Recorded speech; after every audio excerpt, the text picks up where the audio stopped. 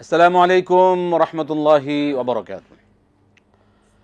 আলহামদুলিল্লাহি রাব্বিল আলামিন ওয়াসসালাতু ওয়াসসালামু আলা রাসূলিহিল কারীম ওয়া খাতামান নাবিয়্যিন নবিয়্যিনা মুহাম্মদ ওয়া আলা আলিহি ওয়া সাহবিহি আজমাইন।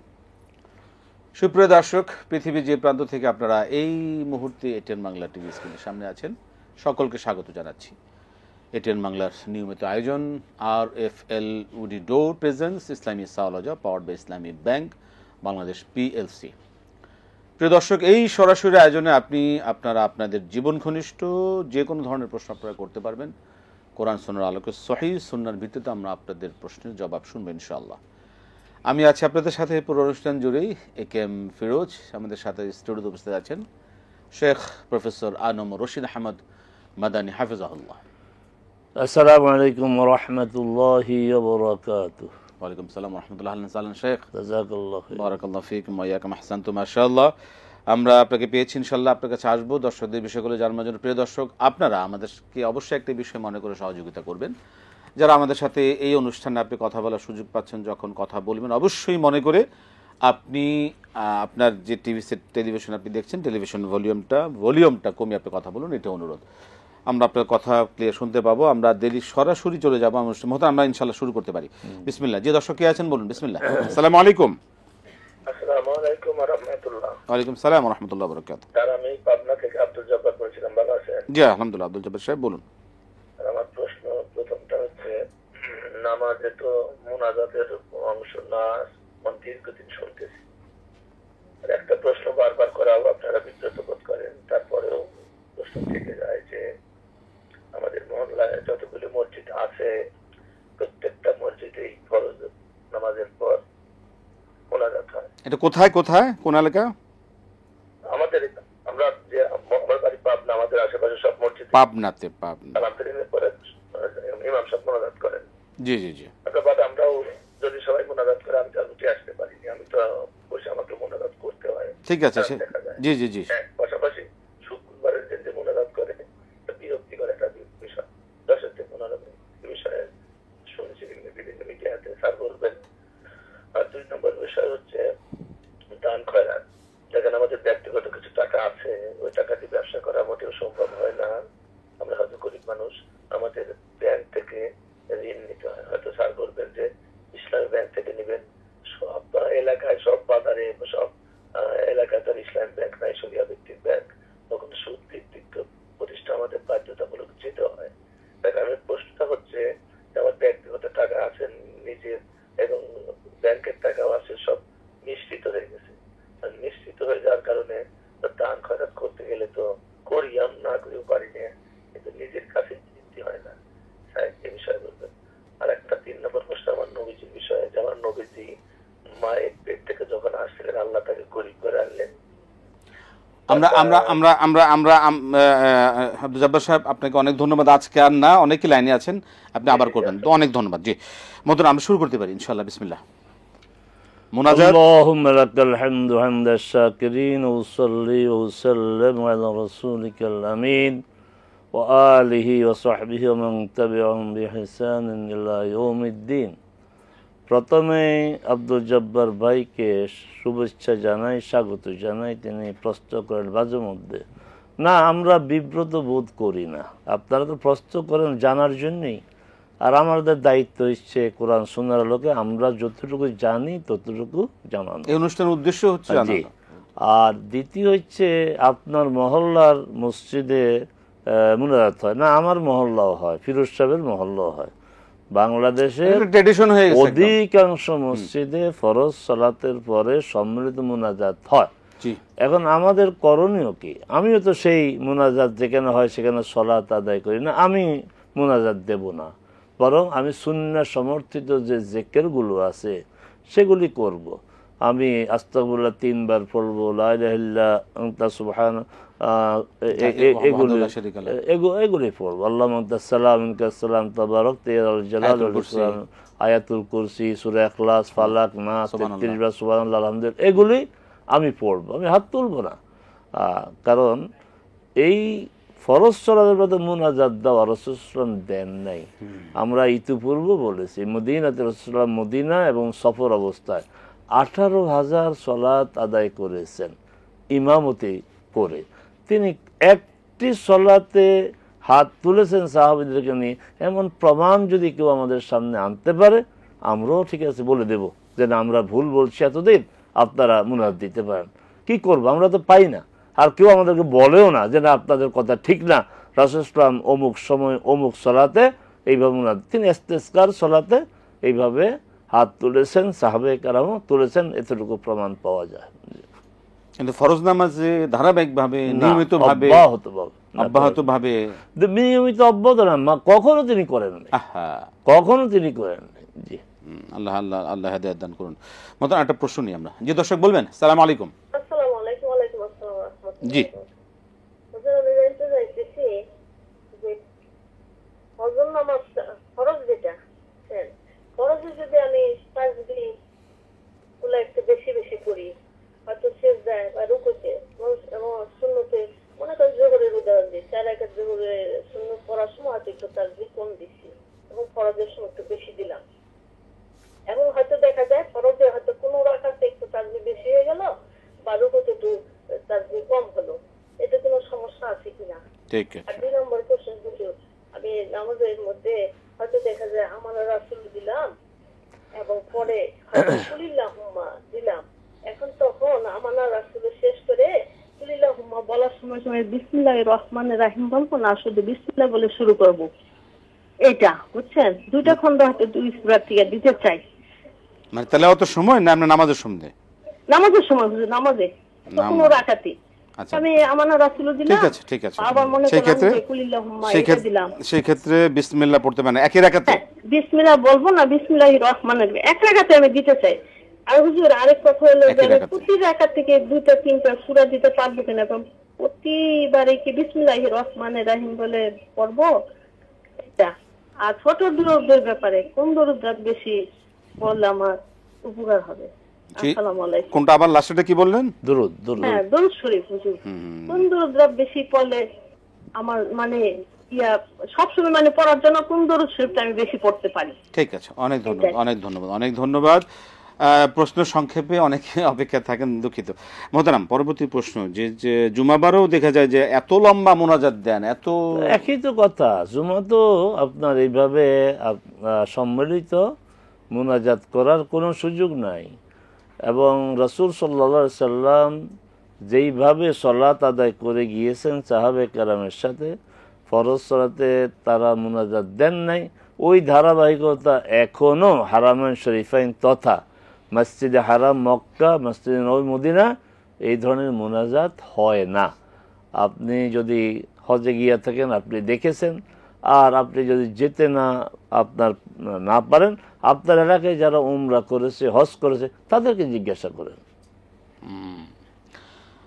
দান খয়রাতের বিষয়টা, টাকা পয়সার একটা আপনি কথা বলেছেন, সুদী ব্যাংক। আপনি আপনার এলাকায় সুদী ব্যাংক আছে, শরিয়া ভিত্তিক কোনো ব্যাংক নেই, তা আপনি একটু কষ্ট করেন। আপনি যদি হালাল উপায়ে ব্যবসা করতে চান, সুদ নামক ভয়াবহ হারাম বর্জন করতে চান, আপনাকে একটু কষ্ট করতে হবে।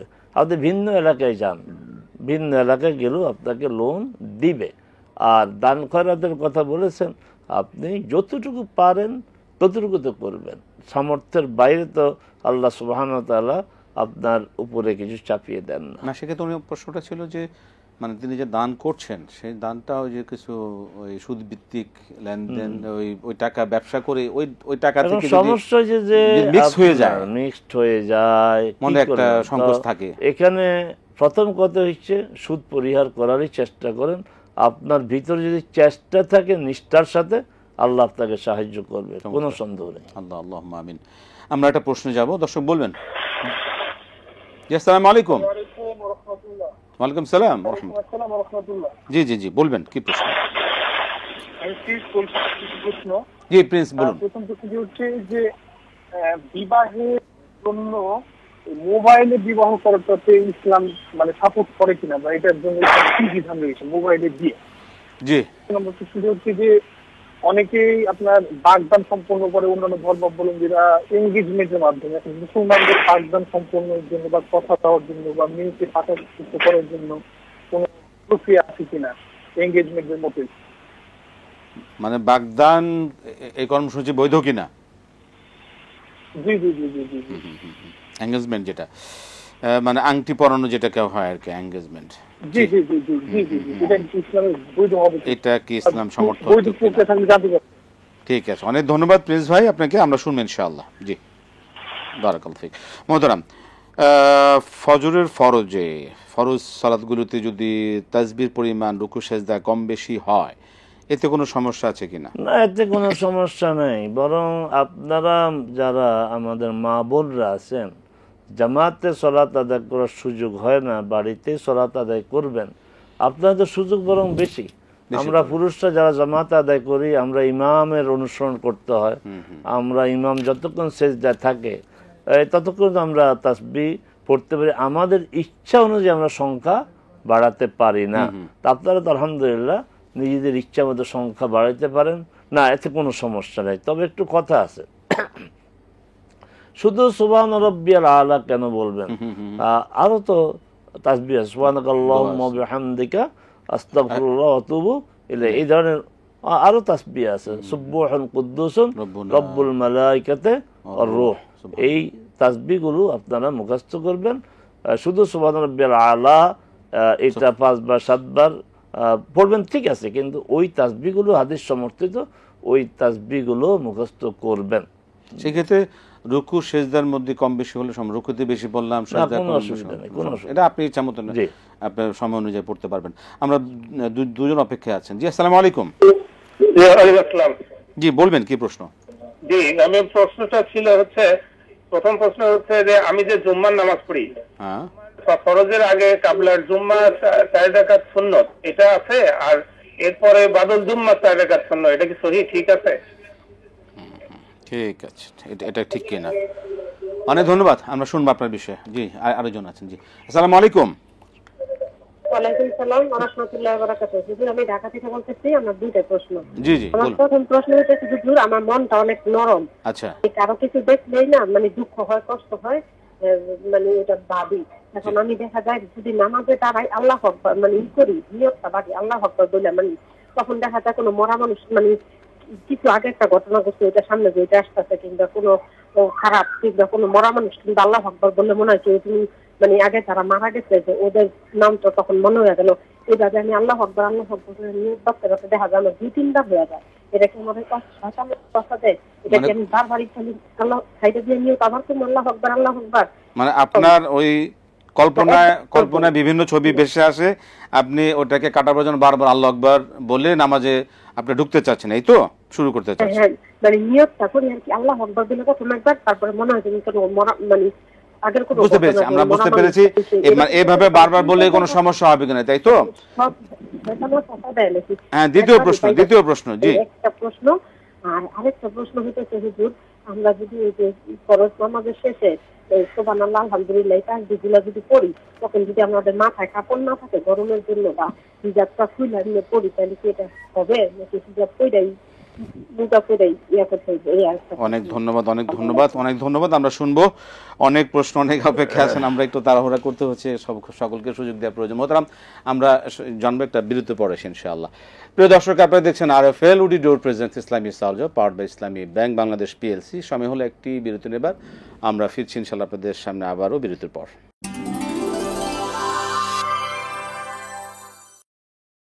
আসসালামু আলাইকুম ওয়া রাহমাতুল্লাহি ওয়া বারাকাতুহু। প্রিয় দর্শক, ফিরে এলাম বিরতির পর। RFL woody door presents Islami সালজা powered by Islami bank Bangladesh PLC। আমরা সরাসরি আয়োজনে আপনাদের মুখোমুখি। দর্শক সেই বিরতি থেকে বসে আছেন। জি, আসসালামু আলাইকুম। ওয়ালাইকুম সালাম ওয়া রাহমাতুল্লাহি ওয়া বারাকাতুহু। হুজুর, আমি ধরমপাড়া থেকে ইনুস বলছি। ইনুস সাহেব বলুন। ইনুস সাহেব, হুজুর, আমার 3টা প্রশ্ন। প্রথম প্রশ্নটা হলো যে সৎ আমলের উপর অটল কিভাবে থাকা যায়? সৎ আমলের উপর, জি, অটল কিভাবে থাকা যায়? 2 নম্বর প্রশ্ন হলো নফসের খারাপ চিন্তা ভাবনা থেকে হেফাজতে কি আমল আছে? 3 নম্বর প্রশ্ন হলো নবী করিম সাল্লাল্লাহু আলাইহি ওয়াসাল্লামের শাফায়াত লাভ করার আমল কি, বলবেন? ঠিক আছে, ইনশাআল্লাহ আমরা শুনবো। শাফায়াতের আমল, ঠিক আছে, সবই আমল। ধন্যবাদ। ধন্যবাদ মোহতারাম। সূরা বাকারার শেষ 2 আয়াত এবং কুলিল্লাহুম্মা মালিক একই আয়াত যদি পরপর তেলাওয়াত করেন সেই ক্ষেত্রে মাঝখানে এক আয়াত শেষ করে আরেক আয়াত পড়তে গেলে কি বিসমিল্লাহ বলতে হবে না শুধু বিসমিল্লাহির রহমানির রহিম পুরোটা বলতে হবে? জি, আপনি যে একই রাকাতে সূরা বাকারার যে শেষ 2 আয়াত আপনি পড়েন, তার সাথে আবার অন্য সূরার আয়াত সংযুক্ত করেন, হ্যাঁ এখানে বিসমিল্লাহ না পড়লেও চলবে। বিসমিল্লাহ পড়ার বাধ্যবাধকতা হচ্ছে সূরার শুরুতে। কোন দরুদ বেশি? পাশাপাশি আরেকটা প্রশ্ন ছিল না যে যদি সালাতে আপনি একই রাকাতে একাধিক সূরা পড়েন, হ্যাঁ এখানে প্রতি সূরার শুরুতেই বিসমিল্লাহ পড়তে হবে। কোন দরুদ বেশি উপকারী হবে? দুরুদের মধ্যে সর্বশ্রেষ্ঠ দুরুদ হচ্ছে আমরা সালাতে শেষ বৈঠকে যে দুরুদটা পড়ি, যেটাকে দুরুদ ইব্রাহিম বলা হয়। আল্লাহুম্মা সাল্লি আলা মুহাম্মাদ ওয়া আলা আলি মুহাম্মাদ কামা সাল্লাইতা আলা ইব্রাহিম ওয়া আলা আলি ইব্রাহিম দুরুদ ইব্রাহিম ইন্নাকা হামিদুম মাজিদ, এটা বেশি পড়বেন। আবার এটা লম্বা হওয়ার কারণে আপনি ঠিক আছে এটা উত্তম, যখন সুযোগ পাই পড়ব না, ওইটা তো সুযোগ পেলে পড়বেন। আর যদি বেশি বেশি দুরূদ পড়তে চান খুবই সংক্ষেপে বলবেন আল্লাহুম্মা সাল্লি ওয়া সাল্লিম আলা মুহাম্মদ, আল্লাহুম্মা সাল্লি ওয়া সাল্লিম আলা মুহাম্মদ, এতটুকু পড়বেন। আবার কেউ কেউ সাল্লাল্লাহু আলাইহি ওয়াসাল্লাম কে দুরূদ মনে করেন না, এটা ঠিক না, আরবি ভাষাগত ব্যাকরণগত দিক থেকে ঠিক না। সাল্লাল্লাহু আলাইহি মানে তার উপর, সে কে, এই জন্য রাসূল সাল্লাল্লাহু আলাইহি ওয়াসাল্লাম উল্লেখ থাকতে হবে, মুহাম্মদ এই শব্দটি উল্লেখ থাকতে হবে, নবী শব্দটির উল্লেখ থাকতে হবে, তারপর সাল্লাল্লাহু আলাইহি ওয়াসাল্লাম বলা যাবে। কোনো উল্লেখ নাই, আমি সাল্লাল্লাহু আলাইহি ওয়াসাল্লাম বললাম না, এটা দুরূদ না, এটা দুরূদ না। মোবাইলে বিয়ে জায়েজ কিনা? মোবাইলে বিয়ে জায়েজ। মোবাইল আমাদের হাতে আসছে অনেক আগে, আর আপনার প্রশ্ন এত দেরি করে কেন হবে? হ্যাঁ, তবে সাক্ষী থাকতে হবে, স্পিকার দিয়ে রাখতে হবে, সেখানে আপনার নিশ্চিত হতে হবে যে সাক্ষী আছে কিনা। এখন তো আলহামদুলিল্লাহ শুধু মোবাইলে আমরা কণ্ঠ শুনি না, আমরা মানে ভিডিও অন করে আমরা দেখতে পাই। এই জন্য নিশ্চিত হতে হবে যে সাক্ষী আছে কিনা এবং বর বা এদিকে কনে তাদের উপস্থিতি আছে কিনা, তাদের যে ইজাব কবুল প্রস্তাব সমর্থন সেগুলো আছে কি না। বিয়ের পরে আরেকটি শর্ত আছে, সেটা অনেকেই এই শর্তটা বলেন না, শুধুমাত্র সাক্ষীর কথা বলেন। মাহার নির্ধারণ করতে হবে, মাহার নির্ধারণ অবশ্যই করতে হবে। যদি বিয়ের সময় না হয় পরে হইলেও মাহার নির্ধারণ করতে হবে, মাহারকে আপনার অস্পষ্ট রাখা যাবে না। বিয়ের ক্ষেত্রে দেখা যায় বিয়ের আগে এঙ্গেজমেন্ট করেন, যেটা এটা কি শরীয়ত সম্মত কিনা? এই শরীয়তে এই সুযোগ নেই, কারণ এঙ্গেজমেন্ট হইলেই প্রবলেম। এঙ্গেজমেন্ট হইলেই মনে করা হয় যে বোধহয় মেয়ে আর ছেলে অবাধ লাইসেন্স পেয়েছে, তারা মোবাইলে কথা বলবে না, শুধু তারা ভিডিওতে কথা বলবে, তারা আপনার বিভিন্ন জায়গায় একত্রে যাবে, খাওয়া দাওয়া করবে। না, হারাম, সুস্পষ্ট হারাম। ওরা আগদ না, আপনার আগদ মানে হচ্ছে যে চূড়ান্ত আপনার এগ্রিমেন্ট। আগদ মানে চুক্তিনামা, বদ্ধপরিকর হওয়া কোনো বিষয়ে। অর্থাৎ কেন আবার এই যে এগ্রিমেন্ট, কেন আবার দরকার নাই, বিয়ে করে দেন, অনুষ্ঠান পরে করেন, কোনো সমস্যা নেই। সেক্ষেত্রে যে আমাদের যে প্রচলিত এঙ্গেজমেন্ট আংটি পরা দিয়ে আসে, ছেলে মেয়েকে, মেয়ে ছেলেকে আংটি পরা দিয়ে আসে, এটা আসলে এর মাধ্যমে মানে একটা পাপের দরজাকে উন্মুক্ত করে দেওয়া হয়, আর এই জন্য গার্জিয়ানরা দায়ী। সচেতন গার্জিয়ানগুলো এটা কখনো করবেন না, এটা আসলে শরীয়ত এটাকে যেখানে ফিতনার হওয়া আশঙ্কা আছে সেখান থেকে আমাদের পরিহার বেঁচে থাকা উত্তম। মোহতারাম, একটা প্রশ্ন নিই আমরা। জি, আসসালামু আলাইকুম। জি, বলুন কি প্রশ্ন? আমি বলতেছি আমার দীর্ঘ 4-5 বছর অসুস্থ, আমি নওগাঁ কথা বলতেছি। জি জি, বলবেন। অসুস্থ, নামাজ পড়ে তুলে বসে, নামাজটা কি সঠিক হবে কি হবে না এটা হুজুর কাছে জানতে। অসুস্থ, আপনি টেবিলে বসে নামাজ পড়েন, তাই তো? হ্যাঁ হ্যাঁ, আমার স্ত্রী নামাজ পড়ে। স্ত্রী, আচ্ছা, স্ত্রী নামাজ পড়ে, সেটা কি বৈধ কিনা? ধন্যবাদ, আমরা শুনবো আপনার বিষয়ে। এর আগে প্রশ্ন আছে, কাবলাল জুমা বাদাল জুমা, এই যে 4 রাকাত করে, এটা আমাদের দেশে 4 রাকাত কাবলাল জুমা, 4 রাকাত বাদাল জুমা, এটাকে সুন্নতে মুআক্কাদা বলে প্রচার করা হয়। এখন সহিহ হাদিস কি বলে? এই যে কাবলাল জুমা 4 রাকাত, এই ইবনে মাজার একটা হাদিস, যেই হাদিসে 4 রাকাত কাবলাল জুমার কথা আছে, এক হাদিসে 4 জন বর্ণনাকারীর পজিশন খুব খারাপ। তারা কেউ মিথ্যা বলার অভিযোগে অভিযুক্ত, সনদ বিক্রি করার অভিযোগে অভিযুক্ত। তো একটা হাদিসের 6 জন বর্ণনাকারী 4 জনও যদি এই পজিশন হয়, এই হাদিস তো অবশ্যই আপনার বিবেক কি বলবে, বাস্তবতা কি বলবে। ধরুন আপনি কোনো একটা ঘটনা শুনছেন বিভিন্ন সূত্রে, সেখানে দেখা গেল 6 সূত্রেই আপনার ঘটনাটা আপনার প্রমাণিত না, তারপরে এই ঘটনা বিশ্বাস করবেন কেন? হ্যাঁ, সহিহ হাদিসে কাবলাল জুমা যেটা আছে সেটা কিন্তু আমাদের ইমামরা বলেন না। সেটা হচ্ছে আপনি ঘরে ওযু করবেন, গায়ে একটু সুগন্ধি লাগাবেন, গায়ে তেল লাগাবেন, মসজিদে হেঁটে যাবেন, মসজিদে গিয়ে ঘাড়ের উপর দিয়ে আপনার পাও দিবেন না, যেখানে জায়গা পাবেন সেখানে 2 রাকাত সালাত আদায় করবেন। সময় আছে আরো 2 রাকাত, সময় আছে আরো 2 রাকাত। ইমাম সালাত খুতবা শুরু করার আগ পর্যন্ত, ইমাম খুতবা শুরুর আগ পর্যন্ত 2 রাকাত 2 রাকাত 2 রাকাত করে সালাত আদায় করবেন। প্রাপ্তি কি? আল্লাহ সুবহানাহু ওয়া তাআলা অতীতের সকল গুনাহ ক্ষমা করে দিবেন। তো এই হাদিসটা আপনার অনুসরণ করেন না কেন? আপনি কেন 4 রাকাত থাকেন? আপনি 2 রাকাত পড়তে পারেন, 4 রাকাত পড়তে পারেন, 6 রাকাত পড়তে পারেন, 8 রাকাত পড়তে পারেন। তো এই সুযোগটা তো নেওয়া উচিত। বাদাল জুমা যে 4 রাকাত, হ্যাঁ এই হাদিস সহিহ, তবে এটার পজিশন 2টা। একটি হচ্ছে যে আপনি মসজিদে পড়েন তার 4 রাকাত, বাসায় গেলে 2 রাকাত। এখানেও যে ইসলামের যে দর্শনটা সেটা কি চমৎকার, যে মসজিদে পড়ছো 4 রাকাত পড়ো, কিন্তু বাসায় যখন যাইবা পরিবারকে সময় দাও, পরিবারের সাথে জুমার দিন, ঈদের দিন, সেখানে তাদেরকে বেশি সময় দাও, নামাজ 2 রাকাত পড়ো। তো এই সৌন্দর্যগুলো আমাদের সামনে আসছে না। আবারও বলছি যে মসজিদে পড়লে 4 রাকাত, তো মসজিদে সবাই আছে, সালাত তুমি পড়ো, এখানে সামাজিকতার বিষয় না। কিন্তু ঘরে যখন যাইবা জুমার দিন, তোমার জন্য অপেক্ষা করতেছে, তো সেখানে 2 রাকাত পড়ো।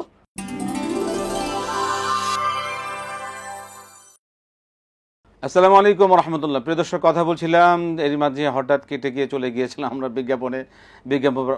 বিজ্ঞাপনের পর আবারও ফিরে আসলাম আপনাদের মাঝে। যাই হোক, যেটা হচ্ছে যে প্রিয় দর্শক, আপনারা এই প্রোগ্রামটি আপনারা স্টিল নাও, এখন তো এটিএন বাংলা দেখতে পাচ্ছেনি, কিন্তু এই প্রোগ্রামটি এই টেন বাংলার পাশাপাশি আপনারা কিন্তু এটি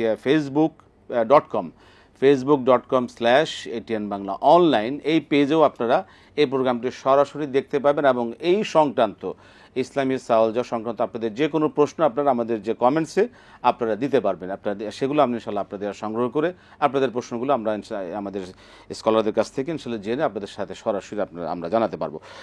প্রিয় দর্শক, আমরা আবারও একটা প্রশ্ন নেব। দর্শক যে আছেন বলুন। আসসালামু আলাইকুম। ওয়ালাইকুম সালাম, বলুন কি প্রশ্ন? আমি নওগাঁ জেলা একবারে প্রত্যন্ত এলাকা থেকে প্রশ্ন করতে। অনেক ধন্যবাদ আপনাকে, বলুন। তো একটা প্রশ্ন আছে যে জমি বন্ধক নিয়ে, তো আমরা জমি এগ্রিমেন্ট নিই, যেটা বন্ধকি বলি, মানে 3 লাখ বা 2.5 লাখ বা এরকম একটা কন্ট্রাক্টে নিই, এটা 5 বছর বা 2 বছর কিন্তু টাকা কোনো ম্যাচ নেই। তো এটা আমাদের শরীয়তে বা ইসলামে এটা আপত্তি না বিষয়ে? জি ধন্যবাদ, অনেক ধন্যবাদ, অনেক ধন্যবাদ। জি আমরা প্রশ্নে যাব। মন নরম, সেক্ষেত্রে নামাজে দাঁড়ালে কল্পনায় অনেক কিছু চলে আসে, আল্লাহু আকবার আল্লাহু আকবার বলে অনেকবার বলে। মন নরম হওয়ার সাথে কল্পনায় আসা এটা কোনো সম্পর্ক নেই। আচ্ছা আচ্ছা, আপনি নিজকে নিয়ন্ত্রণ করবেন। আপনি কি জানেন এই যে আল্লাহু আকবার যে তাকবীরটা, এই তাকবীরটার নাম কি? এটা বাংলা আপনার বলা হয় বাংলাদেশে তাকবীর তাহরিমা, অশুদ্ধ। কত যে অশুদ্ধ কথা আমাদের মানে চালু আছে, এই জন্য আপনারা দায়ী না, দায়ী আমরা। আচ্ছা, শব্দটা হবে তাকবীর তাহরিম, তাকবীর তাহরিমা না, তাহরিম। তাহরিম অর্থ কি? তাহরিম অর্থ যা হারাম করে দেয়। তাহলে আল্লাহু আকবার এমন একটি তাকবীর যে তাকবীরটি আমার সব কিছু হারাম করে দিয়েছে। না সালাতের আগে এই যে যাবতীয় চিন্তা, তারপরে কথা, কাজ, এমনকি আমি যখন আল্লাহু আকবার বলবো তখন কেউ সালাম দিলে যে সালামের জবাব দেওয়া ওয়াজিব, এখন হারাম। সালাফের জবাব দেবো কি হারাম। মৃত্যুর সংবাদ শুনলে ইন্নালিল্লাহি বলি ভালো, কিন্তু তখন কি এটা হারাম। আজানের জবাব দেওয়া হারাম, মানে হালাল কাজ হারাম হয়ে যায়, সব হারাম হয়ে গেল আপনার জন্য। আল্লাহু তাহলে অতএব এই চেতনাকে সমৃদ্ধ করেন যা আমার জন্য এখন সব কিছু হারাম হয়ে গেছে, আমি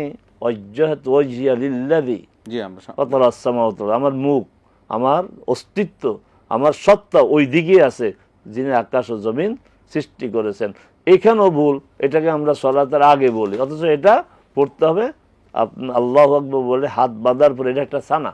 জি, সেক্ষেত্রে ওই যে নামাজ বাঁধার আগে যে আল্লাহু আকবার আল্লাহু আকবার এই মানে এরকম যে একটা হেজিটেট করে কয়েকবার বলেন, এটা কি কোনো সমস্যা? আমরা এখানে বলেছি যে ইবলিস তার বাহিনীকে নিযুক্ত করে দিয়েছে বিভিন্ন কাজে, অজুতে সমস্যা সৃষ্টি করবে, তার নাম হচ্ছে ওয়ালাহান। তাহলে অজুতে যদি সমস্যা সৃষ্টি করার জন্য ফেরেশতা নিয়োজিত থাকে, সলাতে থাকবে না?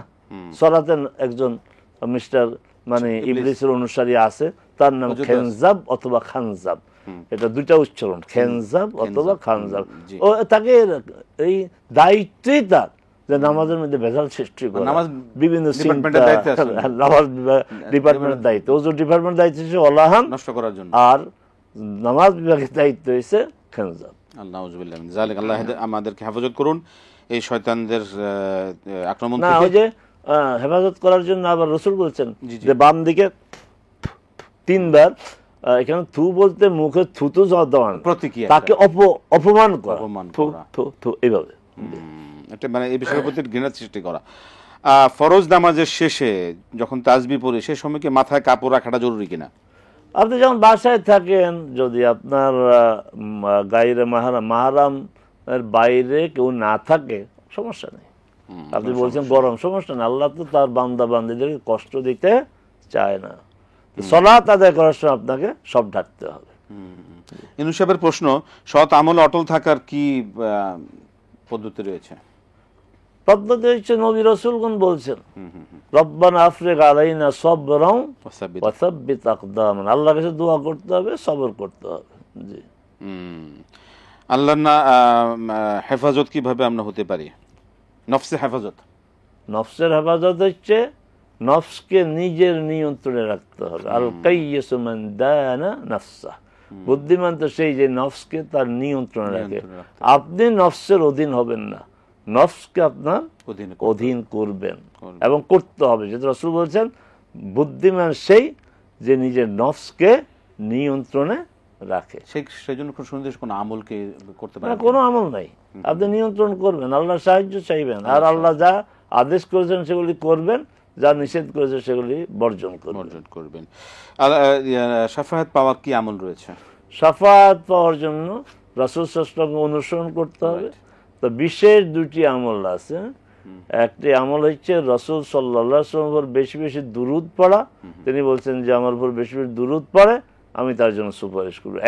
আরেকটা হচ্ছে আযানের সময় মুয়াজ্জিন যা বলে তা বলা, তারপর তার উপর দুরূদ পড়া, এবং ওই যে দোয়াটা পড়া, যে আযানের পরে আমরা দোয়া পড়ি না, আল্লাহুম্মা রাব্বা হাযিহি দাওয়াতি তাম্মা ওয়াস সালাতিল কাইবা আতি মুহাম্মাদান ওয়াসিলাতাল ফাদিলা ওয়া বা'আথহু মাকামান মাহমুদান আল্লাযী ওয়া'আদতা, যে এটি বলবে রাসূল বলেছেন ওয়াজাবাত লি শাফাআতুহু, তার জন্য আমার সুপারিশ নির্ধারিত হয়ে যায়।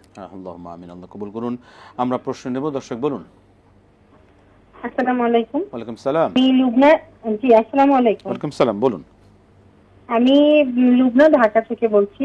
জি বলবেন। আমার প্রশ্ন হচ্ছে, যদি কোনো স্ত্রী নিজের উপার্জন আছে কিন্তু তার স্বামীরও আরো ভালো উপার্জন আছে, কিন্তু তার স্বামী তার হাত খরচ কিংবা চিকিৎসার খরচ দিতে না চান, তো সেই ক্ষেত্রে কি তার স্ত্রী স্বামীকে না জানিয়ে তার কাছ থেকে টাকা নিতে পারবেন? দেখা যায় স্বামী অন্যদের দিচ্ছে, আত্মীয় স্বজন বা কাউকে দিতে সমস্যা নাই তার, কিন্তু স্ত্রীর ক্ষেত্রে দিতে চান না, সেই ক্ষেত্রে কি স্ত্রী না জানিয়ে নিতে পারবেন? এই একটা প্রশ্ন। আর আমি কি আমার স্বামীর জন্য এমন দোয়া করতে পারি যে আমাদের হুজুর সাল্লাল্লাহু আলাইহি ওয়াসাল্লাম যেমন করে মা খাদিজাকে ভালোবাসতেন, তাদের মধ্যে যেমন মহব্বত ছিল আমাদের মধ্যে সেরকম মহব্বত তৈরি করে দেওয়া, এটা এইরকম দোয়া কি করা যাবে? আর আরেকটা প্রশ্ন হচ্ছে, পাওনা টাকা আদায় করার জন্য কোনো আমল আছে কি? প্রশ্ন হচ্ছে, যদি মানব হজ করে কেউ হজ মানত করেছিলেন, হজ করে ফেলেছেন, মানত পূরণ করেছে কিন্তু অসুস্থতার জন্য, কিন্তু এখন কি তার আবার পুনরায় আবার হজ করতে হবে কিনা, মানে ওইটা কি মানত হজ হয়েছে নাকি ফরজ হজ আদায় হয়েছে? মানত হজ আছে জানাবেন। আচ্ছা, মানত কি হজ করেছিল না? হ্যাঁ, মানত করেছিল যে আমি সুস্থ হয়ে গেলে হজ করব। সেই হজ কি না, সেই হজ কি করা, এখন কি আবার হজ করতে হবে কিনা ফরজ হজ? আচ্ছা, ফরজ হজ আবার করতে হবে কিনা। অনেক ধন্যবাদ। জি, আমরা শুনবো আপনার বিষয়ে। অনেক প্রশ্ন হয়ে গেল। অসুস্থ আছেন, স্ত্রী টেবিলে বসে নামাজ পড়েন, ঠিক হবে কিনা? সালাতের ব্যাপারে তো রাসূল সাল্লাল্লাহু আলাইহি ওয়াসাল্লাম বলেছেন, সাল্লে কায়মান, দাঁড়িয়ে সালাত আদায় করো, ফাইলাম তাস্তাতে ফাকায়দান, যদি দাঁড়াইতে না পারো বসে, ফাইলাম তাস্তাতে ফাআলা জামবিন, তাহলে শুয়ে পড়ো। তখন আপনি দেখেন যে আপনার স্ত্রীর অবস্থা কি। এখন কথা হচ্ছে যে যদি তিনি দাঁড়িয়ে সালাত আদায় করেন, সমস্যা হচ্ছে তিনি রুকু দিতে পারেন না, সিজদা দিতে পারেন না, বিভিন্ন অবস্থা আছে, অবস্থার আলোকে ফতোয়া হবে। তিনি দাঁড়াইতে পারেন কিন্তু হাঁটু বাঁকা করে রুকু করতে পারেন না, সিজদা দিতে পারেন না, বসতে, তিনি দাঁড়িয়ে সালাত আদায় করবেন, বাকি কাজগুলো তিনি ইশারায় করবেন, বসে করবেন। তিনি দাঁড়াইতে পারেন না কিন্তু বসতে পারেন, তিনি বসে সালাত আদায় করবেন, ফ্লোরে বসে। দাঁড়াইতে পারেন না, বসতে পারেন, হাঁটু ভাঁজ করে বসতে পারেন, তিনি বসে নামাজ পড়বেন।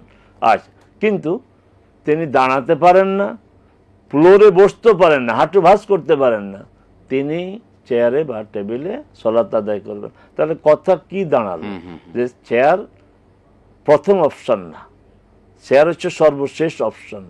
চেয়ার দিয়ে শুরু হবে না, এইভাবে পারি না, এইভাবে পারে না, এইভাবে পারি না, চেয়ারে পারি, এই চেয়ারটা নেবেন সর্বশেষ সুযোগ হিসাবে। সেক্ষেত্রে দাঁড়াতে পারেন কিন্তু বসা সমস্যা, দাঁড়াইতে পারে, বসা সমস্যা, তাহলে দাঁড়িয়ে পড়বেন, কিন্তু রুকু সিজদা দিবেন তিনি ইশারা করে, বসতে তো পারে না, না বসতে পারেন, হ্যাঁ তাহলে বসে করবেন। বসতে পারলে যদি মানে হাঁটু ভেঙে বসতে পারেন না, ছড়ায় বসতে পারেন, ছড়ায় না মানে হাঁটু গেড়ে বসতে পারেন না, সেক্ষেত্রে কি চেয়ারে বসে রুকু সিজদা করতে পারবেন কিনা? তা তো পারবেন কি না। যদি তিনি দাঁড়াইতে পারেন, ক্ষমতা তার বসাতে, তো দাঁড়িয়ে তিনি রুকু সিজদা করবেন ইশারাতে, চেয়ারে বসবেন না, চেয়ারে বসাটা না, চেয়ারে বসবেন। আচ্ছা, কারণ চেয়ারে তো ইশারা করে করতেছেন, হ্যাঁ হ্যাঁ হ্যাঁ, চেয়ারে তো ইশারা করে করতেছেন, সেটা দাঁড়িয়ে করবেন, দাঁড়িয়ে করবেন। কিন্তু আমাদের সময় একদম কম, 1 মিনিটের সময় পারি কিনা। জমি বন্ধকের বিষয়টা আসলে আমাদের দেশে যে সিস্টেমে এটা সুদ হারাম। কারণ 2 লাখ টাকা যখন দিবে তখন সে জায়গা ফিরিয়ে দিবে, এর মধ্যে নিজে ফসল চাষ করবে, খাবে না, হারাম। জি, স্ত্রীর নিজের উপার্জন আছে, নিজের উপার্জন আছে, সেটা দিয়ে খরচ করেন। স্বামী আপনার ভরণ পোষণ আবাসন এই 3টা দিতে বাধ্য।